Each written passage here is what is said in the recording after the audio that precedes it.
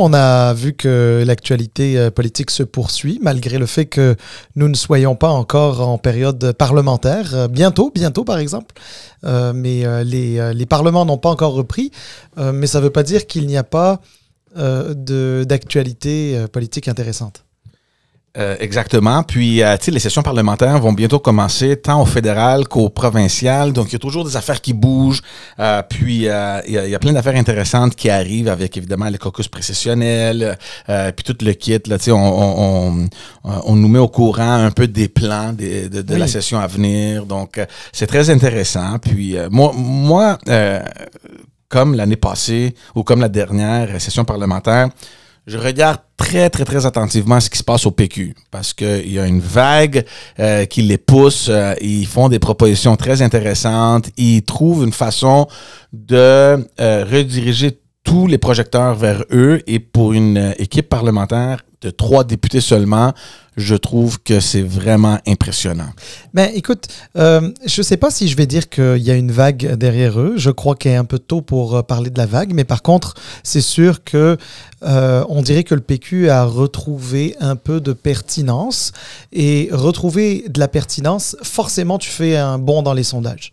Et d'ailleurs, je l'ai souvent dit au sujet du Parti libéral du Québec, le problème du PLQ aujourd'hui, c'est un problème de pertinence. Hein. Dès lors qu'il retrouve un peu sa pertinence, hop, il va faire un bond dans les sondages aussi. Alors, donc le PQ, c'est là qu'il est. Cela dit, regarde, à un moment donné, quand tu es le parti de René Lévesque, tu es le parti de Jacques Parizeau, tu es le parti de Lucien Bouchard, eh ben, c'est sûr que de te retrouver avec 3 députés seulement à l'Assemblée nationale, c'est quand même choquant. Mm-hmm.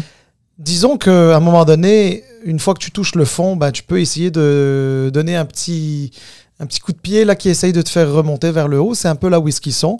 Ils n'ont pas grand-chose à perdre. Ils ont tout à gagner. Et je crois que c'est la stratégie adoptée par Paul Saint-Pierre Plamondon pour essayer d'attirer l'attention vers lui, de proposer une nouvelle pertinence, même si la souveraineté est toujours là, évidemment, dans leur cas.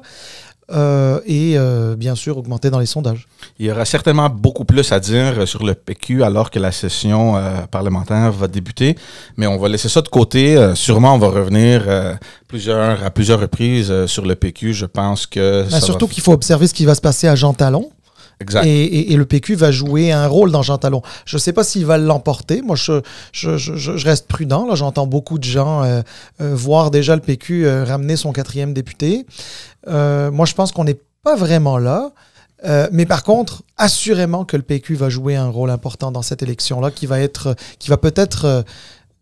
avoir un impact sur la dynamique politique à Québec. Absolument. Puis je pense que même s'ils perdent, le résultat sera très positif en termes de mobilisation puis de vote. Donc, ça sera une bonne nouvelle dans les 2 cas là, pour le Parti québécois.